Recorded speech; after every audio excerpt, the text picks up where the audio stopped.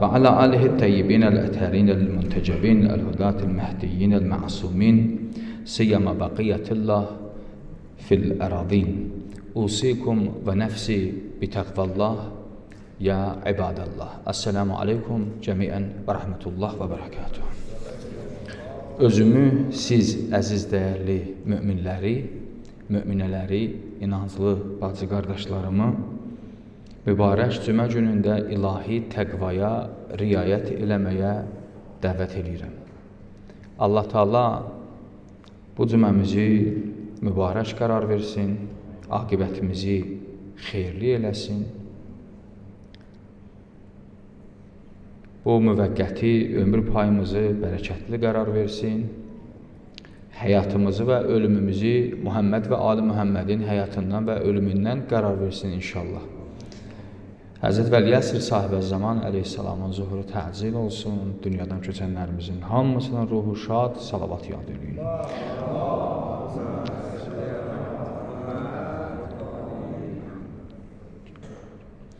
Bizim keçən bəhsimiz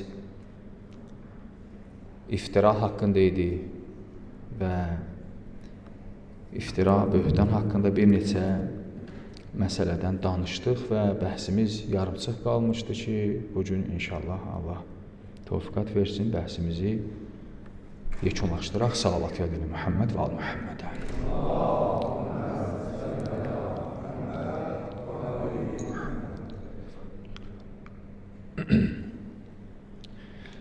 Həzrət Rəsulullahın zamanında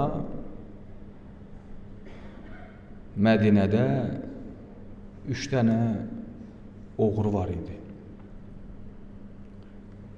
Onun birinin adı Beşir idi, biri Bəşir idi, biri Mübəşşir. Üçü qardaşı idilər.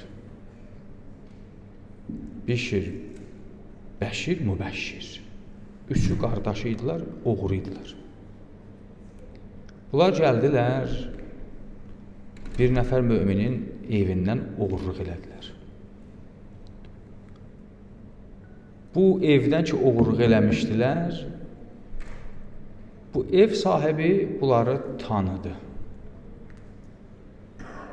Gəldi Peyğəmbərin məhzərinə, dedi, ya Rasulallah, mənim evimə filan kəslər oğurluğa düşmüşdülər. Peyğəmbər bunları çağırır. Bunları çağırandan sonra bunlar həmən oğurluğu yıxırlar bir nəfərin üstünə. Deyirlər ki, bu səhv eləyir ev sahibi. O biz deyilik, o oğru filan kəsidir. Başqa bir nəfərin üstünə. Elə bil özləri gördüyü işi başqa bir adama yapışdırırlar. Peyğəmbər də hər zaman Allahın izni olmadan elmi qeybi olmazdı Peyğəmbər. Peyğəmbər həmən şəxsi də çağırır.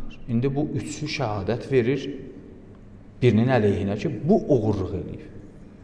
Bu da and içir. Ya Rasulallah, mən bu işi görmədim. Bunlar iftira atırlar, böhtan atırlar. İndi Peyğəmbər bu bir nəfər olduğuna görə bunun sözünü hələ təsdiqləmir. Bunlar üçdülər, bu birdir. Həzrət Rəsulullah qalıb bu işi nə cür həll eləsin? Elmi qeyb də orada yoxdur. Yəni Allah istəmədən Peyğəmbər elmi qeybinə istifadə edə bilməz.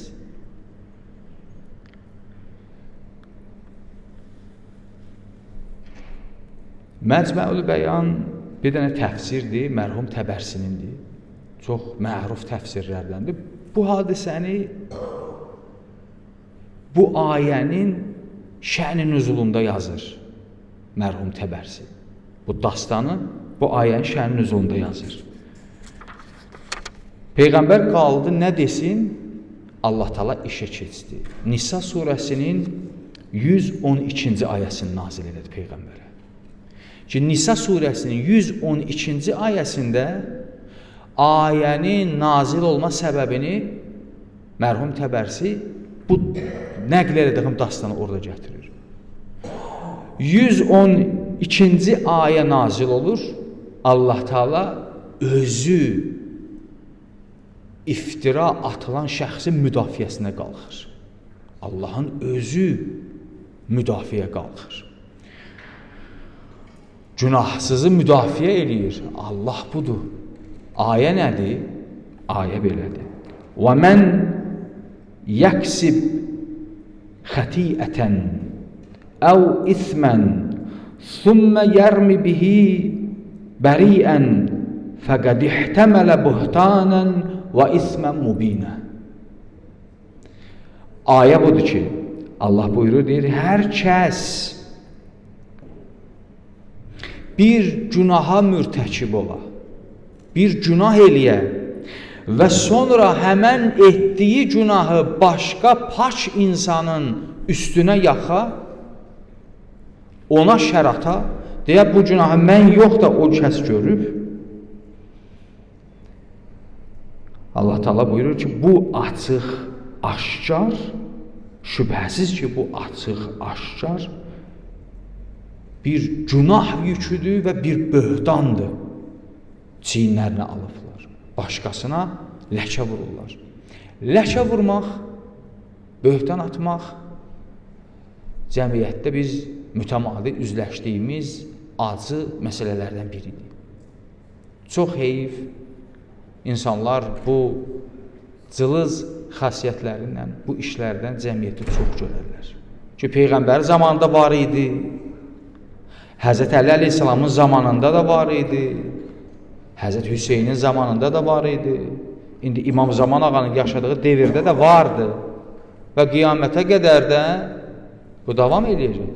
Sadəcə Allah Teala Quranda buyurur, deyir, insanlar oyaq olun, bu işi görməyin, bu iş ağır günahdır. Hədisdə nə buyurur? Deyir, əl-buhtanu aləl-bəri əthqalu minəl-cibalir-rasiyyət. Buyurur ki, günahsız şəxsə böhtan atmaq, ağır dağdan daha ağırdır günahı. Bir ağır dağı təsəvvür elə, bunun günahı onun ağırlığından da ağırdır. Amma nə olsun? İnsanlar bu ağırlığı sanki görmürlər. Sanki öz böhtanlarına bir haqq qazandırmaq istəyirlər. Biz böhtan atmadıq, biz həqiqəti dedik. Nə həqiqəti dedim? Böhtanda həqiqət var. Böhtanda harada həqiqət var? Böhtan yalanla dolu bir məsələdir. Yalanla dolu bir məsələdir böhtan. Amma nə olsun? Bu cəmiyyətdə mövcuddur və çox acı durumdur. Bəzən şəxsiyyətli şəxsi ləkələmək, bu da çox ağır böhtandır. Böhtan ümumiyyətlə hər kəsə yapışması ağır günahdır. Amma bəzi hədislərə nəzər salanda görürük, şəxsiyyətli adamlara da böhtan yapışdırmağın günahı o birisindən daha ağırdır. Çünki bəzən şəxsiyyətli insanın şəxsiyyətini terror eləməkdən ötəri, onun şəxsiyyətini sual altına aparmaqdan ötəri cəmiyyətdə başlayırlar həmin şəxsi ləkələməyə. Bu ləkə pisdir. Əli Əleyhisselam şəxsiyyətli adam idi zamanında. Nə qədər ləkə vurdular Həzrət Əliyə. Peyğəmbər şəxsiyyətli adam idi, Peyğəmbərə cəmiyyətdə nə qədər ləkə vurdular, nə qədər böhtan atdılar. Atmadılar, atdılar. Bunlar bəzən bizə təskinlik verir. Amma biz Peyğəmbər deyilik, biz Əmirəl-Möminin deyilik. Bunları əzm eləyə bilmirik. Peyğəmbər Peyğəmbərliyinlə bəzən qəlbi sınırdı, Allah işə keçirdi. Ya Rasulallah, narahat olma, bizə təvəkkül elə, biz sənləndik. Çox çətindir, şəxsiyyətli adam cəmiyyət tərəfindən böhtana məruz qala və ləkələnə. Və bu ləkənin də bədəlini ağır olduğunu bilə. Bəzisi bilmir, Allah günahını bağışlasın. Bəzisi bilərək eləyir. Bilir ki, bu böhtandır, bilir ki, bunun cəzası ağırdır bilə-bilə bu işi görür və mənə təəccüblüdür. Buna nə cür haqq qazandırır ki, məsələn, bu işim düzdür. Böyük mərcələrə, böyük alimlərə çox böhtan atdılar və onlara ləkə vurdular. Həzrət Əlinin gözəl bir kəlamı var, buyurur ki, min əfhəşiz zulmul kiram. Deyir, ən ağır zülm şəxsiyyətli insanların haqqında olan zülmdür. Zülm pisdir. Amma ən ağırı odur ki, bir şəxsiyyətli insanın haqqında zülm eləyəsin. Zülmdür da onun haqqında. Bir adam bir işi görmədən həmin şəxsə bir ləkə vurasan, bu ağır zülmdür. Əleyhissalam buyurur, deyir, şəxsiyyətli insana yapışan o böhtan çox ağır bir zülmdür. Qarun Həzrət Musa'nın zamanında yaşamışdı. Musa Peyğəmbərin. Hətta yazılar Həzrət Musa Peyğəmbərin qohumlarından idi. Bəzi rivayətlərdə deyirlər, xalası oğlu idi. Qarun kimdir? Quranda adı gəlir. Qarun çox hayxmış, pullu, oliqarx bir adam idi və eyni zamanda da Həzrəti Musa Peyğəmbərin qarşısında dayanmışdı, ona zərbə vurmaq üçün pul xərcləyirdi. Gecə və gündüz işi bu ki, Həzrət Musanı ləkələsin. Pulu da var idi, bəzi işlər görürdü. Bu bir dəfə, üzr istəyirəm ifadəmə görə, bir dənə fahişə qadına küllü miqdarda pul verir. Deyir ki, sən get, hansı vaxt bir cəmiyyət oldu, Həzrət Musa çıxdı orada, insanlara nəsə danışdı, sən ona bir iftira ləkəsi vur. Qadın da o pulu götürür, gözətləyir ki, Həzrət Musa hansı gün ictimaiyyətdə çıxıb insanlara söhbət edir. Həmən gün gəlir, Həzrət Musa söhbət eləyən zaman orada qərar tutur.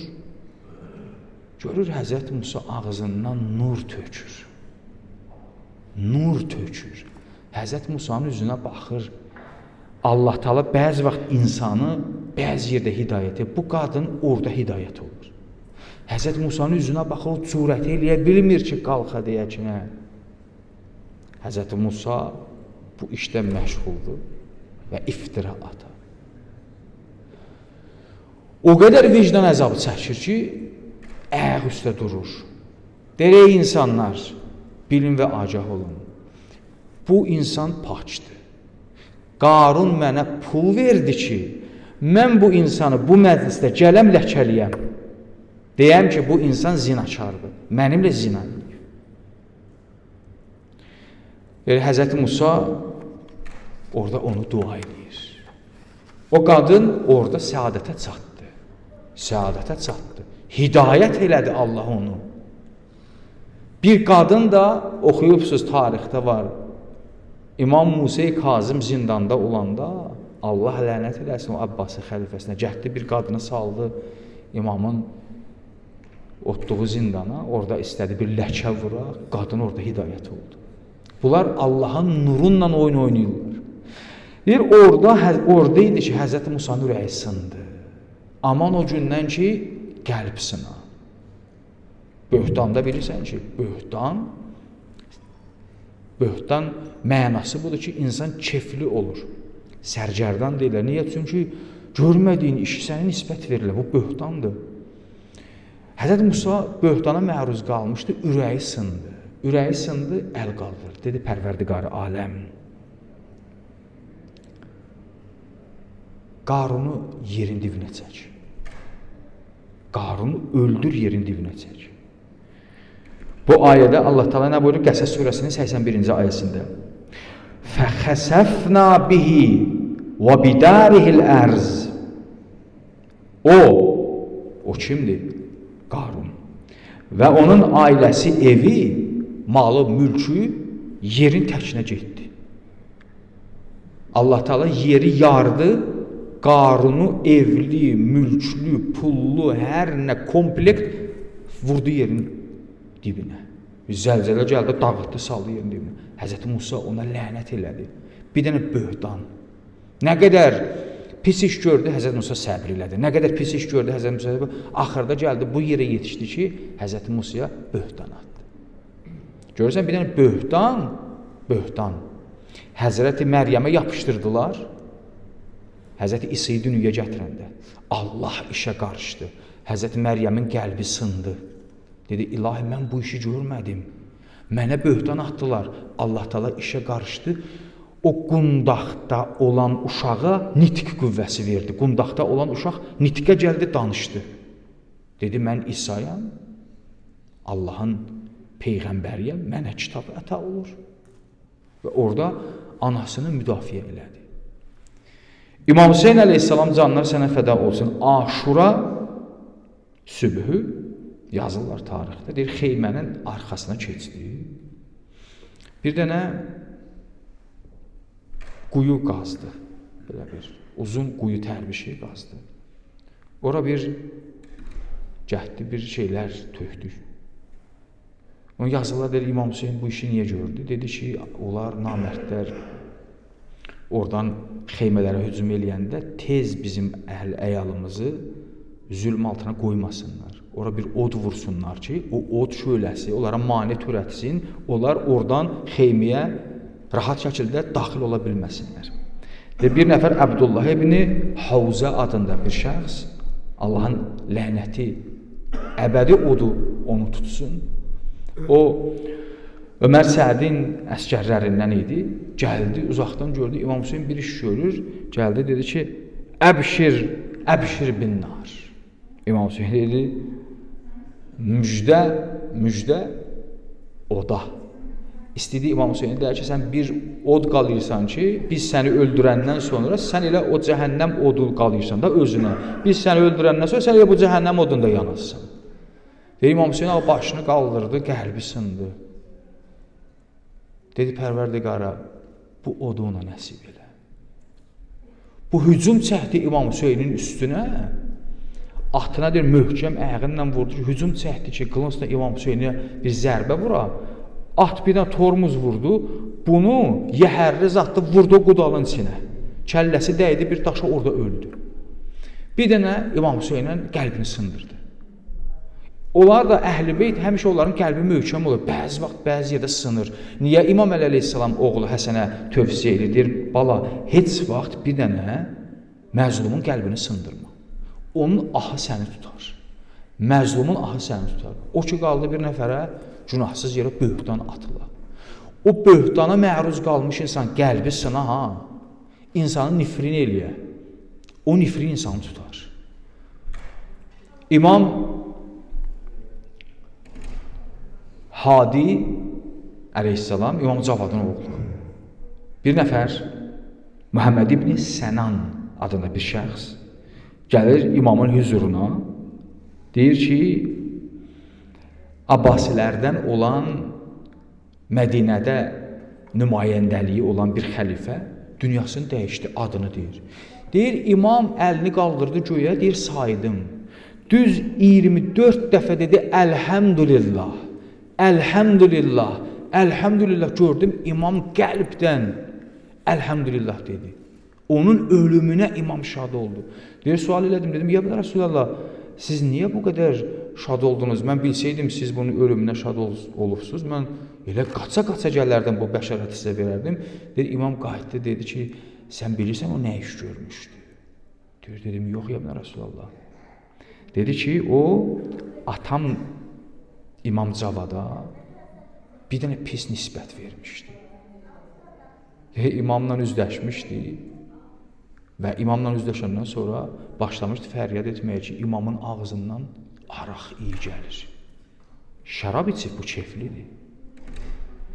Deyir, atam İmam Cavada elə bir böhtan atmışdı ki, deyir, atam İmam Cavad onu nifrin eləmişdi. Qəlbi sındı, onu nifrin elədi. Dedi, Allah, sən bilirsən ki, mən bugün sənin razılığın üçün oruç tutmuşam.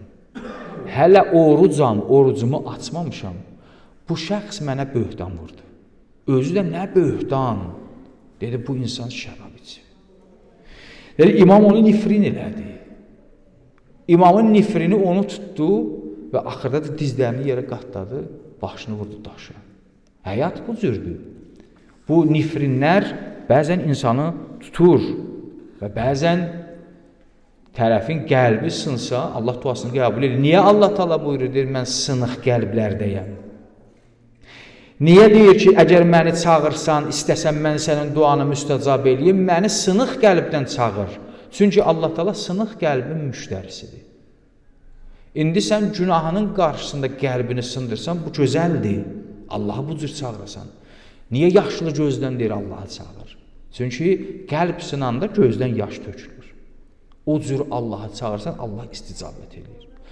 Aman o gündən ki, başqası o qəlbi sındıra, Allaha pənah gətirə. Da ilahi, səndən başqa əl açacağın bir yer yoxdur. Sən hər bir şeyə şahid və nazirsən. Mən bu işi görmədim. Amma bu böhtanı mənə yapışdırdılar.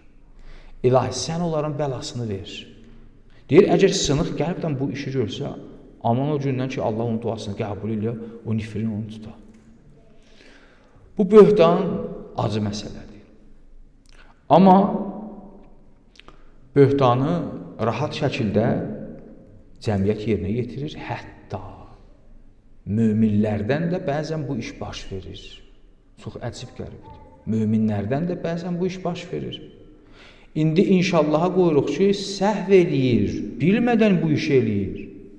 Amma aman o gündən ki, bilərək bu işi eləyir. Əvvəl şübhə yaradır. İndi məsələn yanında deyirlər, bu işi görüb bir göründür. Şübhə yaradır. Sükutunla şübhə yaradır. Bəzi vaxt insanın sükutu şübhə yaradır. Elə ürəyindəndir ki, cəmiyyət o təfəkkürdə qalsın. Ürəyindəndir ki, cəmiyyət filan kəsə bir ləkə gözündə baxsın. Bəs möminlik harada qaldı? Bəs Allah Qur'an-ı Kərimdə buyurmamışdır ki, mömin möminin qardaşıdır. Ona görə də möminlik məsuliyyətli statusdur. Çox məsuliyyətli statusdur. Möminlik statusunu qorumaq məhşərdə üzün ağlığıdır. Amma bu statusu ləkə altına aparmaq çox çətin məsələdir. İnsan, bilirsiniz, xarab eləmək hasaddır. İndi gedək bir dənə yekə maşın gətirək, bu məhcidə 3-4 dənə möhkəm saldırı eləsin, kümbət gəlsin yerə. Xarab oldu da. Divarlarını uçuraq, bir günü xarab eləyək. Amma tikmək, o məhcid neçə ilə tikilir, neçə ilə ərsiyə gəlir. Uçurmaq rahatdır. Bəzən insan böhtan atır, elə düşünür ki, bu bir hünər əhlidir. Bunun bir yaxşı düşüncəsi var, başqalarından yaxşı bir hiləsi var. Məni kimi bir kəs bu işi görə bilməz. Xeyr, o ən sonuncu adamın işidir. Ən alçaq insanın işidir. Ən namərd insanın işidir. Xarab eləmək ən namərd insanın işidir. Kömək eləmək, əldən tutmaq bu mərd insanın işidir. Amma bəzən insan kömək eləmək əvəzinə gəlir insanın əğrindən çəkir ki, insan baş dəysin yerə. Allaha and verirəm izzət və cəlalına, Allah təbarək və təala bizləri böhtandan, şərdən, suizəndən amanda saxlasın. Allah Taala imanımızı kamil, aqibətimizi inşallah xeyirli qərar versin. Bu dastanı da deyirəm, söhbətimi tamamlayım. Salavat yad ilə Muhammed və al Muhammedə.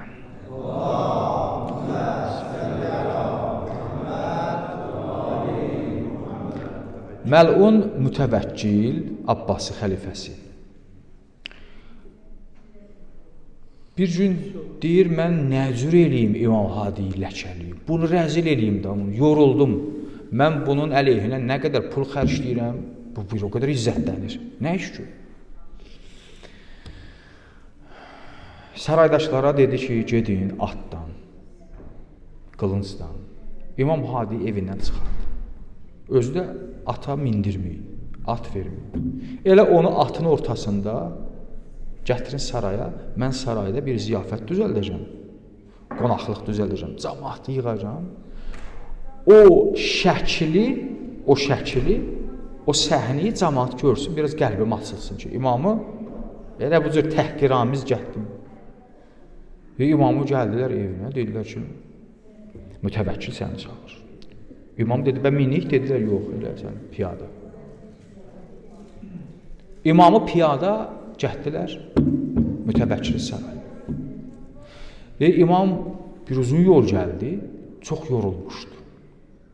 Elə ora çatdı, sarayın qabağına yetişəndə gördü bir qəhqəhə gəldi sarayda. Cəmaat bir gülüş güldülər. Və imam bir söz demədi. Bir dənə Quran ayəsi oxudu. Hud surəsinin 65-ci ayəsi. Dərindən nəfəs aldı, ayə oxudu. Dedi, təməttəu fi darikum səlasətə əyyamin, zalikə va'dun qeyru məqsub. Bu ayə Salih Peyğəmbərin haqqındadır. Salih Peyğəmbər ki, dəvi gətdi, şərt qoydu, dedi, dəvi kəsməyin, dəvi kəssə sizə bəla gələr.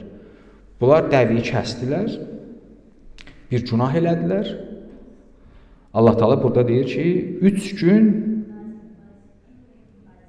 evlərinizdə rahat yatın, 3 gündən sonra vəd olunan bəla sizi tutacaq. İmam bu ayı oxudu. Bu eşidən, dərbarda eşidən bir dənə əsgər, deyir, imamın tərəfdaşlarından birindən səhəri gün gedir, soruşur, deyir, bilənmədim, imam gəldi, ora biraz təhqir olundu, mən də biraz narahat oldum, amma məcbur idim da, orada mən sarayda işləyirəm. İmam bu ayı oxudu, bunun səbəbi nədir? Deyir, qayıtdı, dedi ki, imam onu, o ayəni yersiz oxumadı. 3 gün sonra imam hava oxudu, dedi, dünən. Dedi, 2 gün sonra o ölməlidir. Dedi, kim? Dedi, mütəvəkkil. Dedi, niyə? Dedi, çünki bu ayənin mətni var. Deyir, 3 gün evinizdə rahat yatın. Yəni, 3 gün sonra siz öləsiz. Deyir, tam 2 gün sonra idi, mütəvəkkil öldü. Bir dənə imamı təhqir elədi. İndi bizim sözümüz bu deyil ki, məsələn, hər təhqirdə nifrin. Mən bunları hissə dedim ki, bunlar tarixdə baş vermiş hadisədir. İmam bəzən qəlbi sınanda nifrin eləyib. İndi deyəcəklər, məsələn, imamın nifrini var, elə hamı nifrini eləyir. Yox, bu iş məntiqsiz işdir, hamı nifrini eləyir. Bəzi yerdə niyə? İndi sən hamı qarğış tökəsi deyirsən ki, amma bəzi yerdə qəlb sındı, gözdən yaş gəldi, əlin qalxır yuxarı. Bir də məzlumun barmağı qalxır yuxarı. Aman o gündən. Qəzzədə tökülən göz yaşlar sizcə bunları tutmayacaqmı? Tutacaq. İndi biz tələsirik və ha vaxt o növbəyə durub yemək hara eləyən o uşaqların, o ac qarınlarındakı əllərini açıqla Pərverdigar, bizim günahımız nədir? Niyə biz bu günə düşdük? Bu İsraili tutmayacaqmı bu ahnalə? Tutacaq. Allah o günü bizə göstərsin inşallah. O günü bizə nəsib eləsin. Onların göz yaşlarını, nifrini onlara bir bəla gəlsin inşallah. Allah sən and verəm izzət və cəlalına. Aqibətimizi xeyirli qərar ver, hacətlərimizi müstəcab elə, günahlarımızı əff elə, bizləri öz başımıza buraxma. İmam Zaman əleyhissalamın zuhurunu təcil elə, Muhammed və Muhammedə salavat yadır.